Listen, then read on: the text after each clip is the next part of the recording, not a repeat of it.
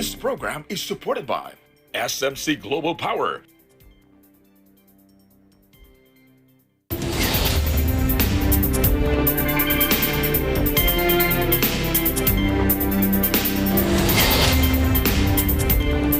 Hello, I'm Alma Angeles, and you're watching Eagle News International. Good evening, CJ. Good evening, Alma, and welcome to everyone joining the program on tonight's headlines. A child injured when a car plowed into a Christmas parade in the U.S. state of Wisconsin has died, taking the toll from the tragedy to 6. Europe remains in the firm grip of COVID, and the death toll on the continent could top 2.2 million this winter if trend continues, according to the World Health Organization. U.S. President Joe Biden announces a coordinated plan with other big consumers to release national oil reserves onto the market to reassure Americans angry about inflation and goods shortages as they head off to U.S. Thanksgiving. And a NASA mission to deliberately smash a spacecraft into an asteroid, a test run should humanity ever need to stop a giant space rock from wiping out life on Earth, last saw from California.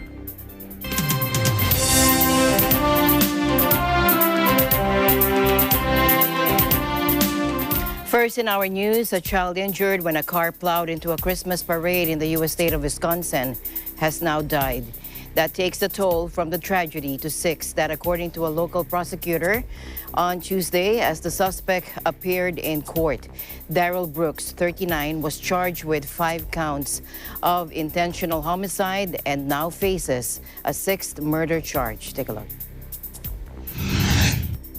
I wish to notify the court, sadly, that today we learned of another death of a child related to this case. We do expect a 6th count for first-degree intentional homicide to be issued or added, to this case. You're charged in count 1 with first-degree intentional homicide.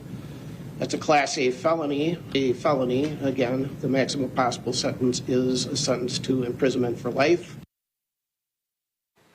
Brooks allegedly steered his red SUV into marching musicians, dancers, and children in the annual holiday parade Sunday in the city of Waukesha, sparking fears of a possible terrorist incident.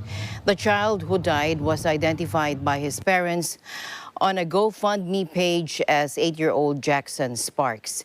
In addition to Sparks, 4 women and 1 man were killed and 62 people were injured, including other children, some still in critical condition. Given the number of injured, Alper said there are a number of other charges that they are reviewing and considering. Court Commissioner Kevin Costello set Brooks' bail at $5 million, as his court-appointed attorney said he was indigent. Waukesha officials said there appeared to be no motive for the disaster, other than that Brooks had driven away from some kind of confrontation as police were called to the scene. This is case number 21. Alper recounted to the court a lengthy record of arrests and jumping bail for Brooks going back to 2000. In Wisconsin, he had been charged multiple times for minor drug offenses, resisting arrest, weapons charges, and not paying child support, and had served several short stints in jail. He was convicted in Nevada in 2006 and 2007 for domestic battery and statutory sexual seduction or sex with an underage girl. Earlier this year, he was jailed in Georgia for battery and family violence.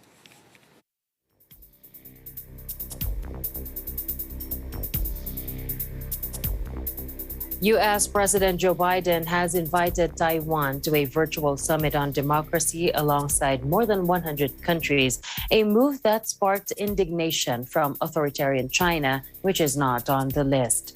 Taiwan thanked Biden for the invitation and said the gathering would be a rare opportunity for the self-ruled democracy to burnish its credentials on the world stage.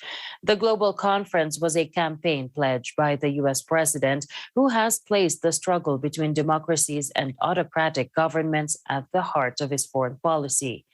The Summit for Democracy will take place online on December 9 and 10 ahead of an in-person meeting at its second edition next year.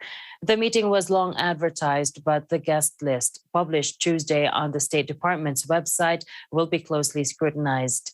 And unsurprisingly, though, America's main rivals, China and Russia, are not on the list.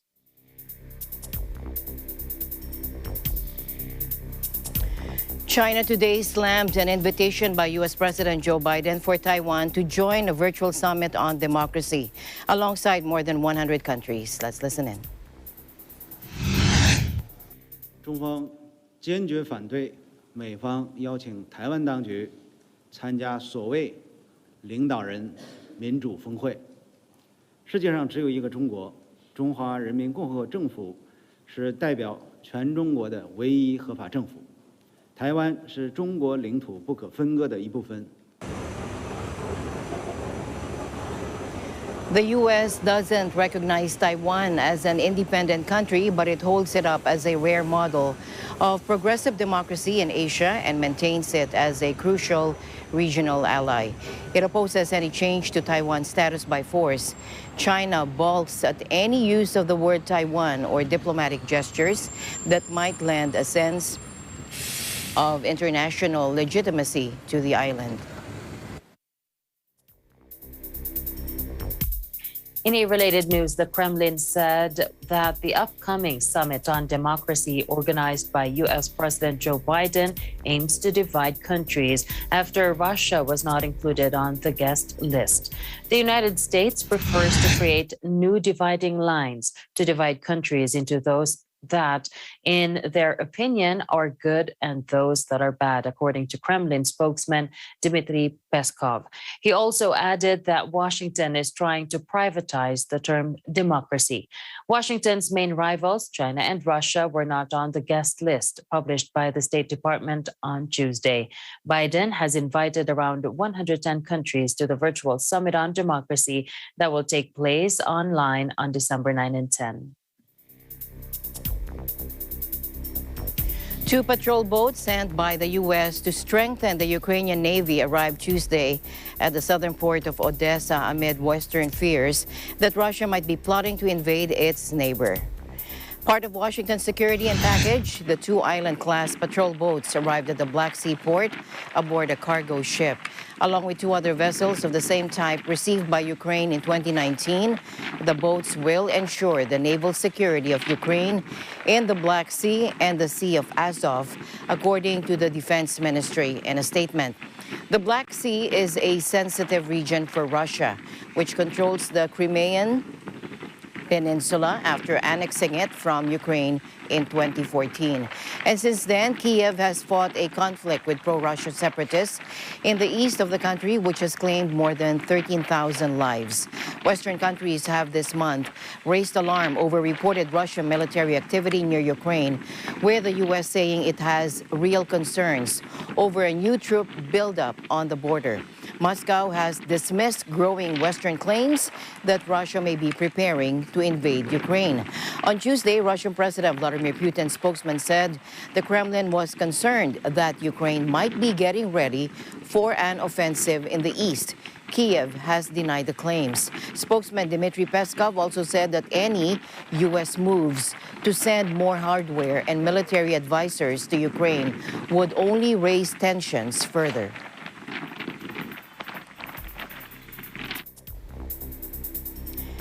Meanwhile, young students in Vietnam's capital city, Hanoi, are getting their COVID jabs. For the details, here's Eliana Faith Sebastian joining us live from Vietnam. Hello, Eliana. Hello, Alma. Yes, that's right. High school students in Vietnam's capital, Hanoi, received their first Pfizer COVID-19 vaccine jabs after the city on Tuesday rolled out vaccination for young people from 12 to 17 years old to curb the coronavirus spread and to reopen schools. Let's listen to some reactions. Sau khi tiêm em cảm thấy là mình an tâm hơn ạ, và em mong muốn là sắp tới là mình sẽ được quay trở lại trường học ạ. Gia đình em có tất cả là 7 người và đa số mọi người đã tiêm rồi. Mọi người khá là bất an khi mà em chưa được tiêm khi mà ra ngoài đường và trở về nhà. Bây giờ hôm nay thì em đã được tiêm rồi và mọi người có vẻ là an tâm hơn khi mà chuẩn bị quay lại trường. Around 800,000 children aged 12 to 17 in Hanoi are expected to be vaccinated, as the city goal is to vaccinate over 95% of children in that age range with 2 vaccine doses. Schools in Hanoi have been closed since May, but in some suburban districts, students at specific grades have returned to school earlier in November, while the rest still study online. Before Hanoi, several cities and provinces in Vietnam, including Ho Chi Minh City, have began vaccinating children since late October. Vietnam has approved 2 COVID-19 vaccines for vaccinating children, one by Pfizer and the other by Moderna, with consent forms from parents and guardians being a prerequisite for their children to be vaccinated. The country has recorded more than 1.1 million cases and 24,000 deaths as it scrambles to secure enough vaccines for its 100 million population. More than half of the country's adult population have been fully vaccinated, according to Vietnam's health ministry. Back to you, Alma. All right.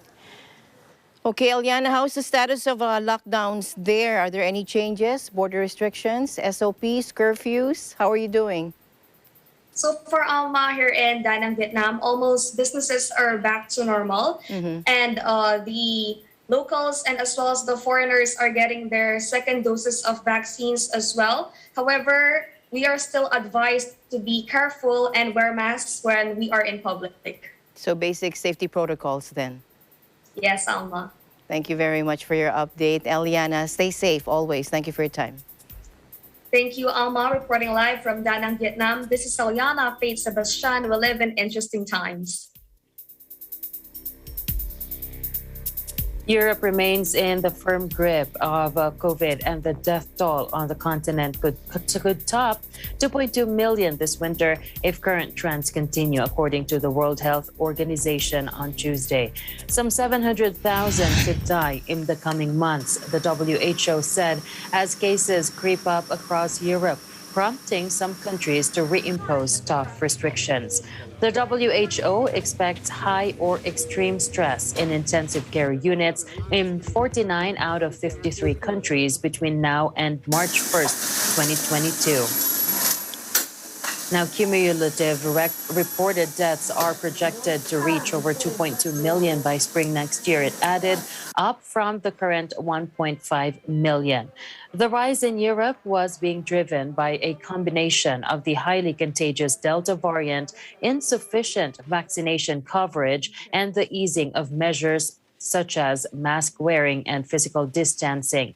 According to WHO data, COVID-related deaths increased last week to nearly 4,200 a day, doubling from 2,100 deaths a day at the end of September.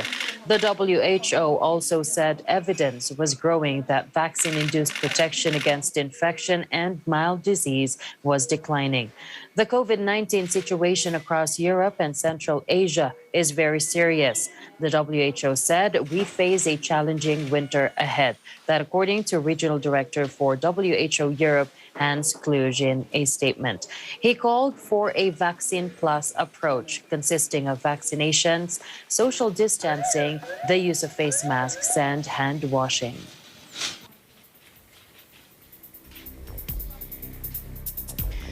Israel rolled out COVID-19 vaccinations for children aged 5 to 11 on Tuesday, one of only a handful of countries to inoculate minors that young, as it seeks to ward off another pandemic wave. Take a look.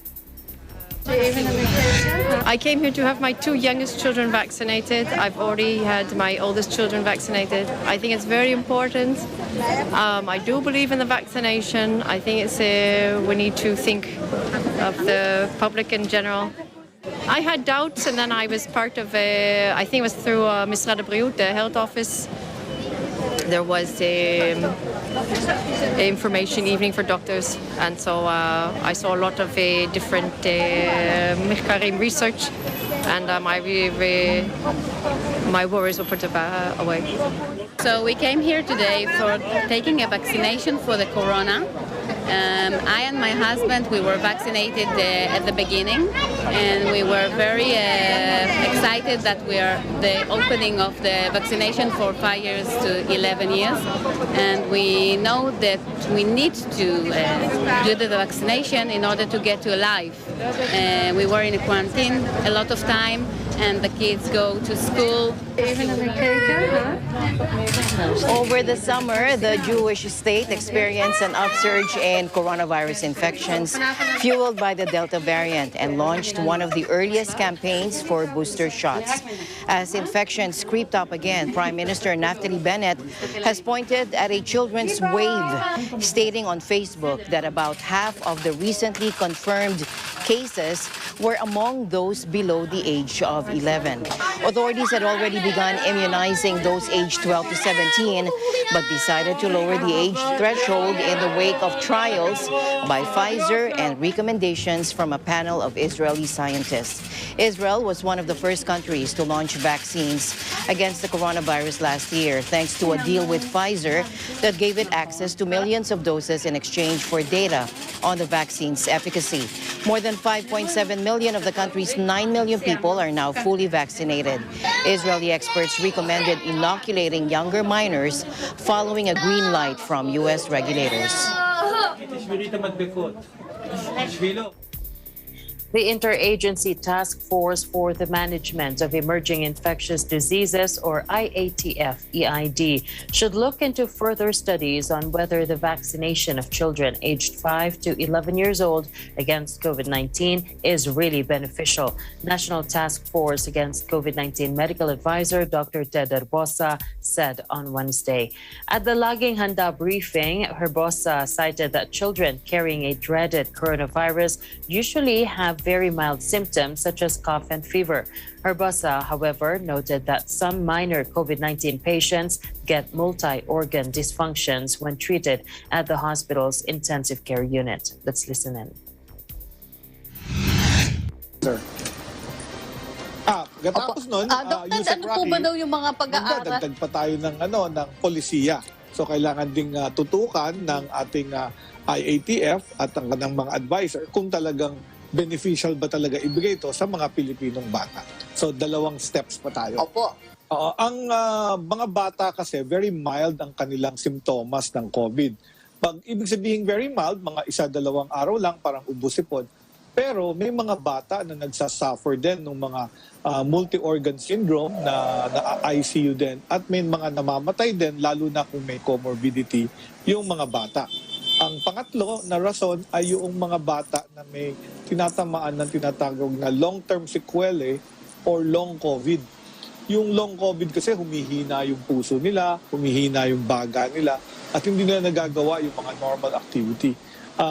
Para itong nangyari sa polio, for example, yung mga may polio yung binte, napiprevent yun ng bakuna. So ito ang isang rason kung bakit ina-advocate ng karamihang expert din ang magbigay ng bakuna sa below 11 kahit ito po ay experimental pa lang. Kasi ang beneficyo nito ay parang mas maganda kesa sa mga long-term side effect na makukuha sa COVID.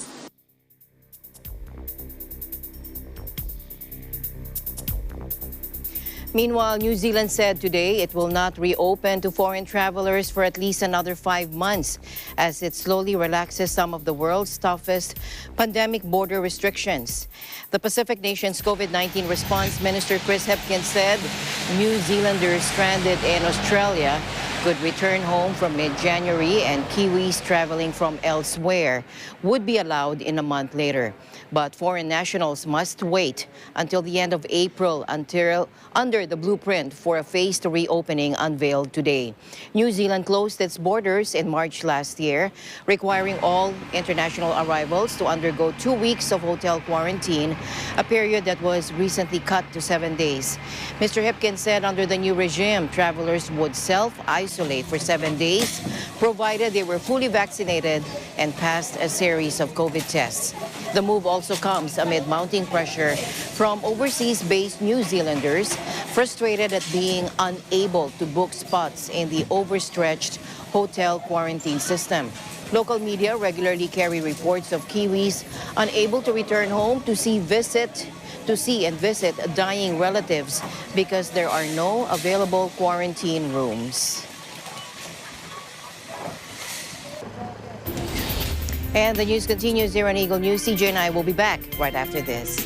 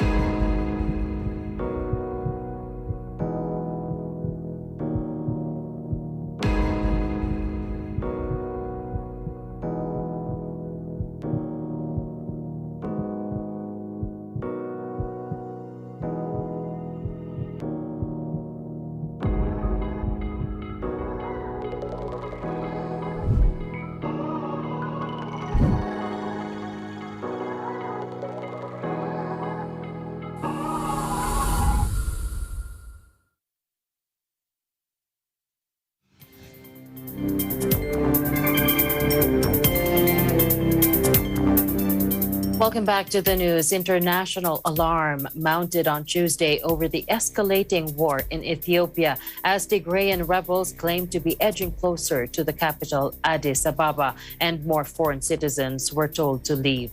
The United Nations said it has ordered the immediate evacuation of family members of international staff, while France became the latest Western government to tell its citizens to leave Ethiopia. Let's listen in. I can tell you that given the security situation in the country and out of an abundance of caution, the United Nations has decided to reduce its footprint in the country by temporarily relocating all eligible dependents. It's important to note that staff will remain in Ethiopia to deliver on our mandates.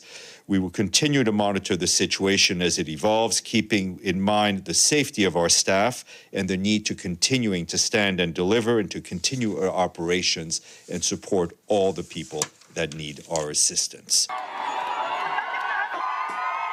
On Monday, Prime Minister Abiy Ahmed vowed he would head to the battlefront to lead his soldiers in what the government has described as an existential war in Africa's second most populous nation.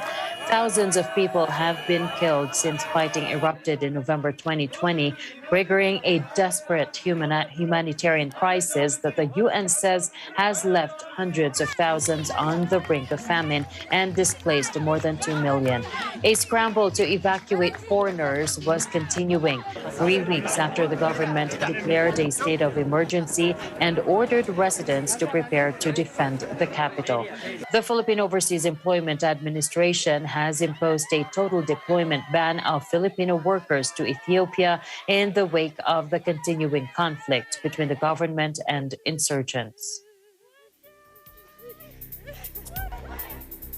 Meanwhile, Yemen's 7-year-old war will have claimed 377,000 lives by the end of the year through both direct and indirect impacts, according to a UN agency.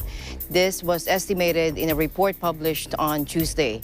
Nearly 60% of deaths will have been caused by indirect impacts such as lack of safe water, hunger and disease, it said, suggesting that fighting will have directly killed over 150,000 people. Most of those killed by the war's indirect effects are young children who are especially vulnerable to under and malnutrition, said the UN Development Program report. In 2021, a Yemeni child under the age of 5 dies every 9 minutes because of the conflict. A Saudi-led coalition intervened in Yemen in early 2015 to shore up the government after Iran-backed Houthi fighters seized the capital Sana'a months before. Fighting since then has had catastrophic effects on the nation's development, according to the report. The UNDP has warned in the past that the war in Yemen, already the poorest country in the region, had thrown its development back by over 2 decades. The Yemen war is often labeled the greatest humanitarian disaster in the world. Australia listed all of Hezbollah as a terrorist organization, extending a ban on armed factions to the entire movement, which wields considerable power over Lebanon. Home Affairs Minister Karen Andrews said the Tehran-backed Shiite group continues to threaten terrorist attacks. Take a look. Hezbollah's external security organisation has been listed as a terrorist organisation since 2003. The group continues to threaten terrorist attacks and provides support to terrorist organisations. Hence my intention to list the entirety of Hezbollah. As a government, we reject extremism in all of its forms. We have one of the most cohesive societies in the world, and protecting that cohesion from the threat of extremist groups is a key priority of the Morrison government.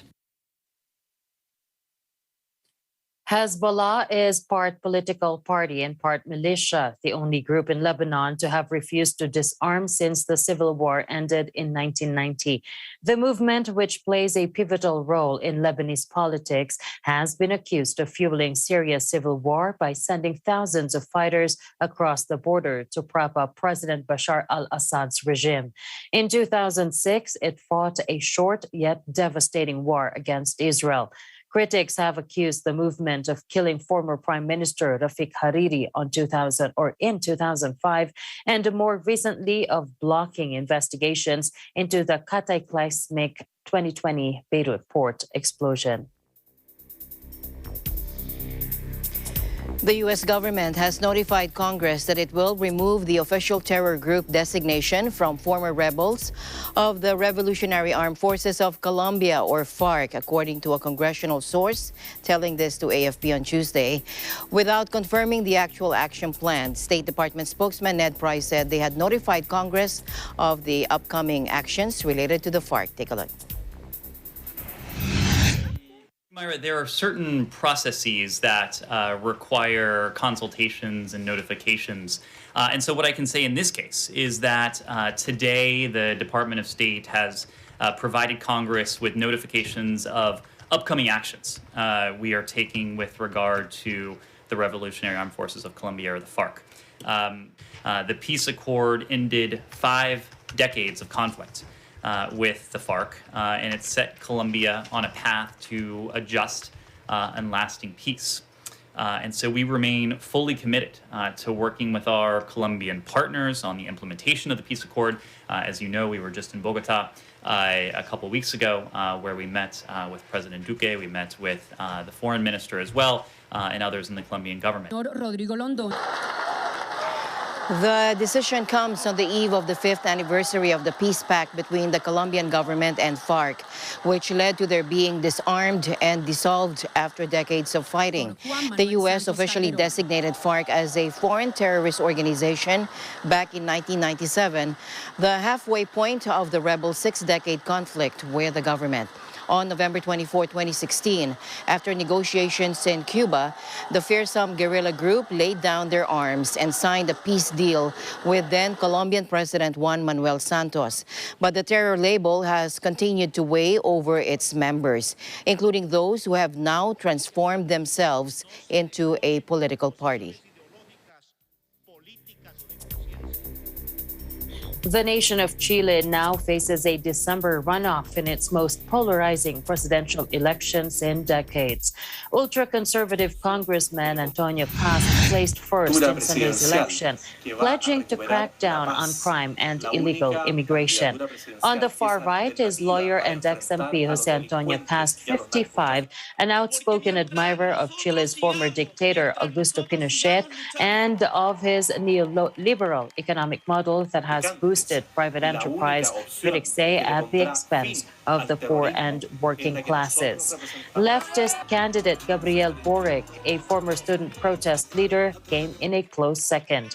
At 35, leftist lawmaker Gabriel Boric is Chile's youngest ever presidential hopeful, only just meeting the required minimum age to participate. The former student activist leader is riding a wave of public support for a more progressive social system. He has also promised a welfare state so that everyone has the same rights, no matter how much money they have in their wallet. Back here in the country, National Privacy Commissioner Raymond Liboro on Tuesday warned the public against responding to text messages that offer jobs or rewards that are too good to be true, noting that such scams are becoming more widespread. In a Laging Handa briefing, Liboro said the sender of such messages must be immediately blocked, noting that interacting with them, especially giving out sensitive information such as identity and bank details, can result in more serious harm. Take a look. Itong sabi mo nga, marami natatanggap ngayon itong mga text messages na kunwari ay nagbibigay ng trabaho o oportunidad para magtrabaho. Mayroong mga lalaking sweldong nilalagay kaysa ikaw daw ay i-employ ng mga kilalang mga online shopping, no? Like Lazada, Shopee, mga ganon.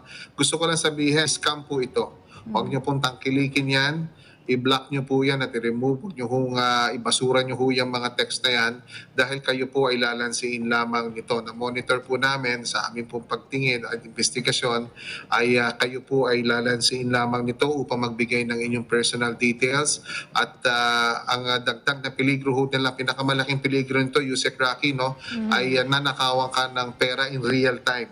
No? Dahil meron ho silang modus, no, na kung saan, no, paniniwalain ka na magbibigyan ka ng trabaho para mag-promote, no, ng mga produkto online, pero kailangan mo magbayad, no, ng panimula at saka ka makakakuha ng komisyon. Hindi mo na namamalayan, marami ka nang dinideposito sa kanila at suddenly bigla na lamang sila mawawala. So napakalaking scam po ito.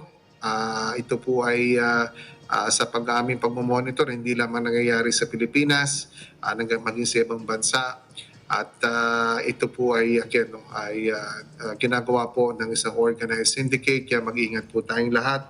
Huwag na ho tayong mag-entertain, no, ng mga tanong o kung yan po mga iniinyayahan kayo sa kung ano po mga patimpalak.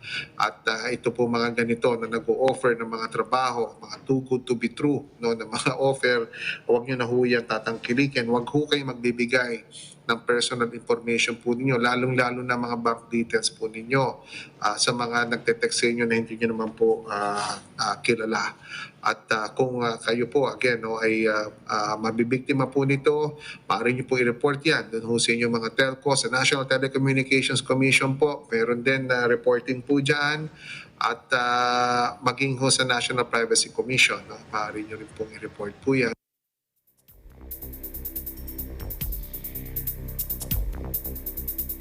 In a related news, while such scams are becoming more popular during the COVID-19 pandemic, National Privacy Commissioner Raymond Liboro said there is no evidence that mobile numbers and other personal information being used by such scammers come from contact tracing forms.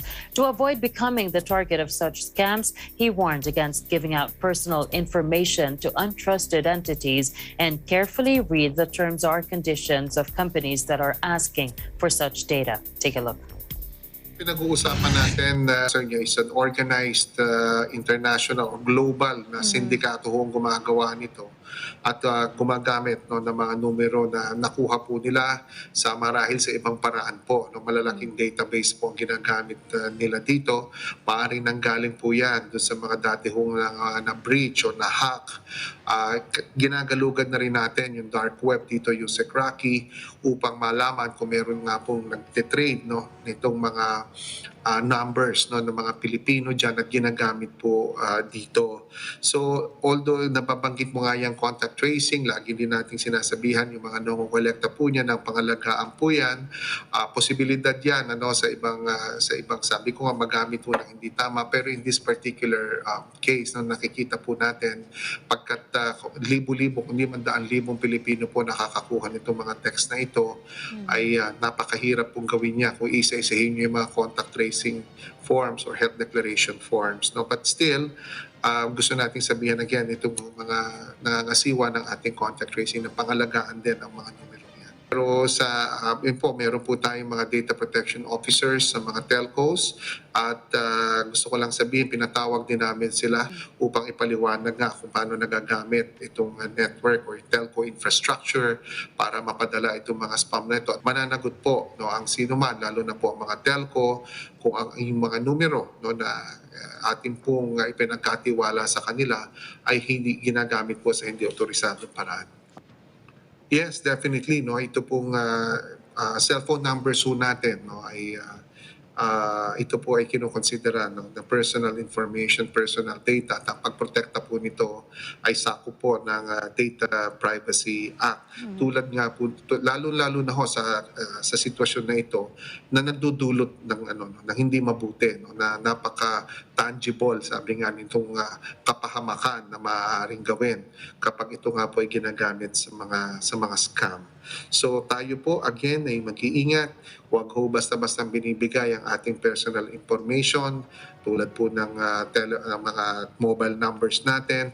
Huwag ho tayo basta-basta pumipirma at uma-agree, nagko-consent kapag hinihingan po tayo ng mga personal data po natin. Dahil yan po sa aming namomonitor din ay maaring sumasang-ayon kayo na gawing public itong mga impormasyon na yan po ay nai-scrape, no? Nakakaayod ho, sabi nga, at nagagamit po sa hindi tama. Meron tayong tinatawag no, under the Data Privacy Act, yung authorized processing of personal data. So pagkakakulong at multa ang hinaharap nito sino man ito, no, kumpanya man yan o maging individual na gumagawa nito, no, yan po ay pagkakakulong mula po 6 na buwan hanggang 2 taon, pero or multa po no ng 500,000 hanggang 2 million pesos.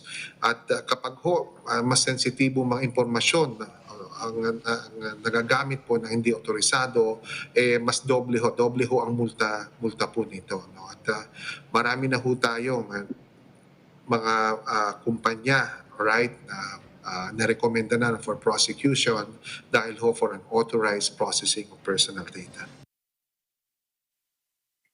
Liboro said that NPC would keep monitoring the situation. He also urged the victims to file a report, especially if they believe their personal data was hacked.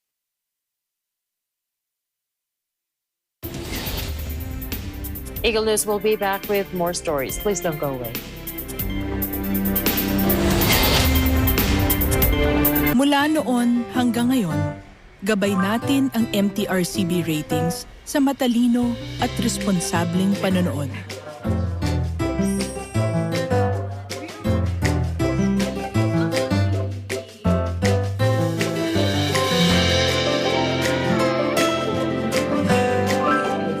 Sa tamang pagsunod sa MTRCB ratings, ginagawa nating ligtas at makabuluhan ang panonood ng bawat miyembro ng pamilyang Pilipino.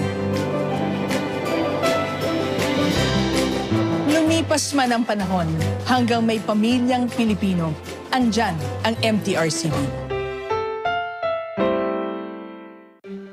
Alam namin ang iyong pagsisikap.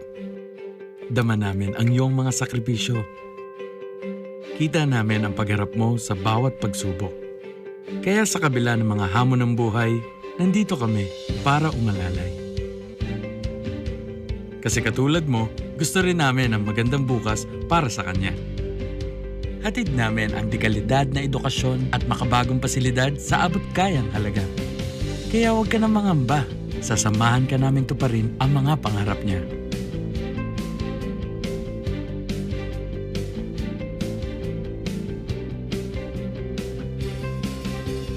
Maaasahan mong sulit dito ang mga pinagsikapan mo. Sa aming mga makabagong pasilidad at sistema ng edukasyon. May lalabas natin ang aking talino at mga kakayahan niya. Kahit sa munting halaga, makakasiguro ka na makakasabay siya sa mabilis na pag-ikot ng mundo. Sa New Era, karamay mo kami sa bawat hamon. Kaagapay mo kami sa bawat hakbang. Kasama mo kami sa bawat ngiti at tagumpay.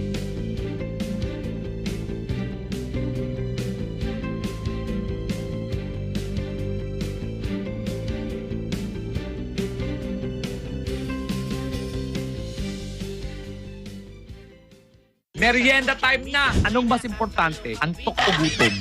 Magkano to, Tres? Yan ang dirty ice cream. Oo, nabog mo ko sa'yo kanina, hingin ka nga. Hirap din sila magkaintindihan dito. Bakit daw nakalamunan doon? Nakalamunan. Dahil lap trip ang ihaid namin sa inyo. Ang puta mo, Gab. Papasok na raw ng school. Gab, gabi na. At simulan na natin ay isa pang round ng Game of the Day. Ang wallet ba ay lulubog o lulutang?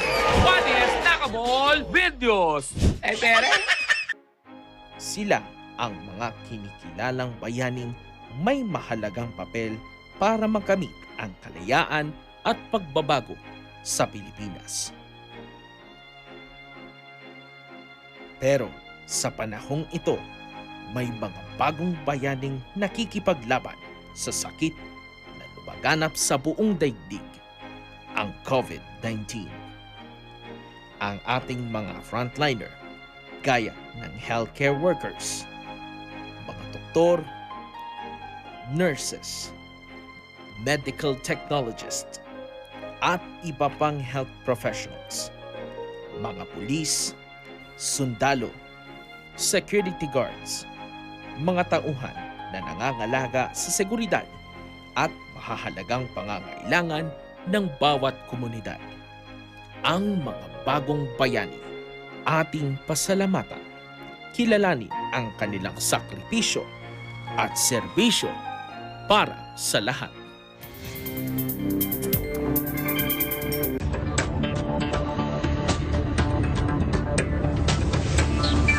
Welcome back. Now to business news. U.S. President Joe Biden announced a coordinated plan with other big consumers to release national oil reserves onto the market to reassure Americans angry about inflation and goods shortages as they head off to Thanksgiving. Let's listen in.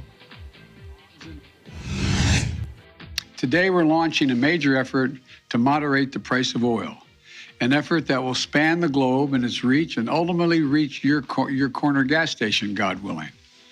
I've worked hard these past few weeks on calls and meetings with foreign leaders, policymakers to put together the building blocks for today's global announcement. And while our combined actions will not solve the problem of high gas prices overnight, it will make a difference. It will take time, but before long, you should see the price of gas drop where you fill up your tank. So today, I'm announcing that the largest ever release from the U.S. Strategic Petroleum Reserve to help provide the supply we need as we recover from this pandemic. In addition, I brought together other nations to contribute to the solution. India, Japan, the Republic of Korea, and the United Kingdom have agreed to release additional oil from their reserves, and China may do more as well. This coordinated action will help us deal with the lack of supply, which in turn helps ease prices. Moms and dads are worried, asking, will there be enough food we can afford to buy for the holidays? And if so, will they cost me an arm and a leg? I told you before that we're going to take action on these problems. That's exactly what we're doing. While the U.S. economy is rebounding strongly from the COVID-19 lockdown, supply chain disruption and inflation is stirring anxiety as the holiday season begins with Thanksgiving on Thursday. The U.S. strategic reserves held in underground depots in Texas and Louisiana are the largest emergency supply of oil in the world. A senior administration official said the releases would start in mid to late December and that further intervention was possible to steady the market, responding to a once-in-a-century pandemic.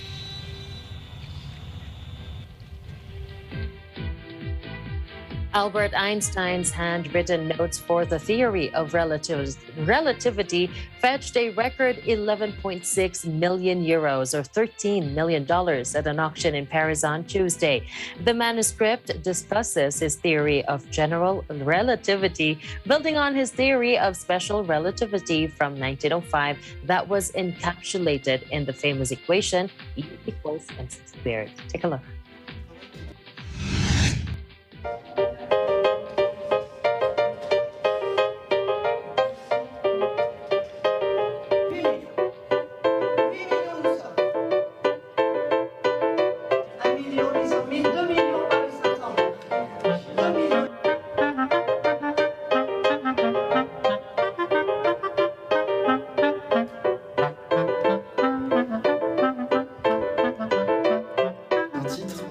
C'est d'abord extraordinaire parce qu'il s'agit d'un manuscrit de travail.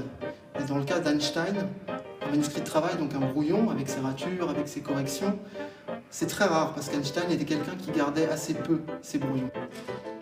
Et c'est extraordinaire également parce que c'est un manuscrit de travail qui documente la genèse de la théorie de la relativité générale, qui est vraiment la découverte la plus importante de la carrière d'Einstein et aussi probablement une des théories les plus importantes de l'histoire de la science.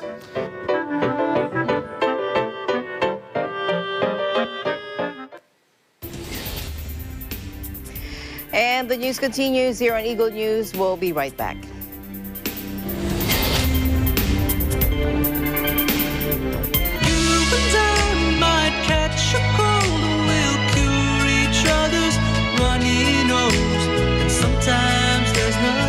Hi guys, I'm Red Jano. Catch me on Letters and Music on air and online this coming Sunday, November 28th, 1 to 2 p.m.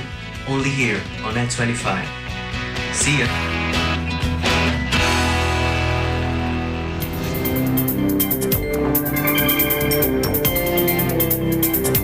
Welcome back. A NASA mission to deliberately smash a spacecraft into an asteroid. A test run should humanity ever need to stop a giant space rock from wiping out life on Earth. Blasted off Tuesday from California. Take a look. Now, it may sound like science fiction, but the DART or double asteroid redirection test is a real proof of concept experience or experiment, the goal of which is to slightly alter the trajectory of the asteroid Dimorphos. The SpaceX rocket carrying the mission spacecraft lifted off at 10:21 p.m. Pacific Time Tuesday or 06:21 GMT Wednesday from Vandenberg Space Force Base. The goal is to slightly alter the trajectory of Dimorphos, a moonlet about 160 meters wide that circles a much larger asteroid called Didymos, 762 meters in diameter. The pair orbit the sun together. Impact should take place in the third quarter of 2022 when the binary asteroid system is 11 million kilometers from Earth, almost the nearest point they ever get. Now, to be clear, the asteroids in question pose no threat to the planet, but they belong to a class of bodies known as near-Earth objects, or NEOs, which approach within 48 million kilometers. NASA's Planetary Defense Coordination Office is most interested in those larger than 140 meters in size, which have the potential to level entire cities or regions with many times the energy of the average nuclear bomb. The DART probe, a box the size of a large fridge with limousine-sized solar panels on either side, will slam into Dimorphos at just over 15,000 miles an hour. And according to BBC, DART's method for dealing with a hazardous asteroid is known as the kinetic impactor technique. However, there are other ideas, including moving the asteroid more slowly over time and even detonating a nuclear bomb, an option familiar familiar from Hollywood movies such as Armageddon and Deep Impact. Finally, in our news, Binibining Pilipinas celebrated the double victory homecoming of two of its recently crowned queens, Cinderella Obenita, Miss Intercontinental 2021, and Maureen Montan, Miss Globe 2021 at the Novotel, Araneta City. Take a look. Yes, I take it as such a compliment. And I have to say, competing at Binibining Pilipinas is like competing at an international pageant, because you need to show up every day stunning. You need to be at the top of your class because everybody speaks very good English. The national costumes are some of the best in the world. So I think even competing in Binibining Pilipinas prepares you to compete internationally, because that's how competitive our Binibinis are. And I take it as such a compliment to be compared to Catriona Gray. Fangirl. But honestly, the org said they can honestly crown Miss Philippines every year because that's how competitive our candidates are. We really do have the gold standard for beauty queens, and I'm very proud to be a Miss Philippines and of course your Miss Globe. Binibini is really like the best training ground. It prepares you to be more equipped, more prepared, and more ready for your international competition. And when I held hands with Miss Mexico, I said to myself, maybe they won't give it to the Philippines, honestly, because I don't know what Miss Intercontinental is really looking for. Every day, paiba-iba sila ng prototype. Yes. Yes. And I'm just so grateful that they really gave it to the Philippines. And all throughout the journey, I know that tourism has been at the heart of the thrust of the Miss Intercontinental. And working in the tourism industry, I know that I have an advantage. I know what they're looking for. I know what their mission is, their vision is. So I work on that department. I think that to be a beauty queen is to be a global ambassador for goodwill. So I've already experienced the difference, the eyes, people are listening to what I have to say, to what I want to do. And I think that's the most powerful thing about being an international title holder. It's the influence, the platform. And we talk about this so often, but to really experience it, it leaves me in awe, the amount of people who want to work with me now, who have eyes on me. So it really is a blessing, and I'm so glad that, we were able to bring home the Miss Globe crown. And I really want this to be one of the most important years of my life. I think I'm old enough, mature enough to handle the pressure that comes with it, and I'm ready to put in the work. According to Maureen and Cindy, their combined pageant journeys was a test of patience and fortitude after a year and a half wait for their respective pageants to push through. Our Filipino queens also brought home the real crowns, not replicas of both pageants. The Miss Intercontinental crown reportedly costs 18 million pesos. Their back-to-back wins also strengthens our reputation as a pageant powerhouse in Asia. Cindy likewise asked for support of the next competing candidates by saying, I just want to encourage all to support the other queens. It is really hard to compete internationally, but once you feel the support from your country, it becomes easier to clinch the journey of our queens towards the crown. Let's all watch this. You liked it? Proud of these ladies. Yeah. Wrote that especially for you. Good luck, Hannah, in that competition. And that's it for tonight's broadcast. Thank you so much for joining us. I am CJ Hero. The news continues tomorrow. And at the end of the day, as I always say, there remains so much more to be grateful for. We'll see you back tomorrow. I'm Alma Angeles, and we live in interesting times.